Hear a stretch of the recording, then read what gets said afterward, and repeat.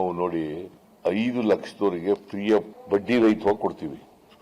ರೈತರಿಗೆ ಎಷ್ಟು 4% ಕೊಡೋರು ಯಾರು? ನಮ್ಮ ಸರ್ಕಾರ. ಆಮೇಲೆ medium term and long term loan 5 ಲಕ್ಷದಿಂದ 15 ಲಕ್ಷದವರೆಗೆ 3% ಕೊಡ್ತೀವಿ. ಮೋರ್ ದೆನ್ 1200 crores ನಾವು ಇಂಟ್ರೆಸ್ಟ್ ಕೊಡ್ತೀವಿ. ಇಂಟ್ರೆಸ್ಟ್ ಅನ್ನು ನಾವು ಭರಿಸ್ತೇವೆ. ನಬಾರ್ಡ್ನವರು ಕಮ್ಮಿ ಮಾಡಿಬಿಟ್ಟಿರೋದ್ರಿಂದ you have to go to banks, commercial banks ಹೋಗ್ಬೇಕಾಗುತ್ತೆ. ಕಮರ್ಷಿಯಲ್ ಬ್ಯಾಂಕ್ಸ್ ನಲ್ಲಿ ಎಷ್ಟು ಬಡ್ಡಿ ಹಾಕ್ತಾರೆ? 10ರಿಂದ 12% ಹಾಕ್ತಾರೆ. ಇದು 4% ಕೊಡ್ತಿದ್ರಲ್ಲ, ಕಮ್ಮಿ ನಿಲ್ಲಿಸ್ಬಿಟ್ರೆ ಏನ್ ಮಾಡಬೇಕು ನಾವು? Is it not an injustice caused to farmers of Karnataka or the farmers in the country? This is what happening.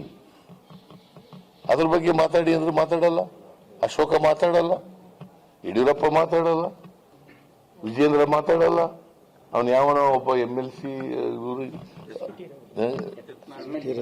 Yatnal ಮಾತಾಡಲ್ಲ,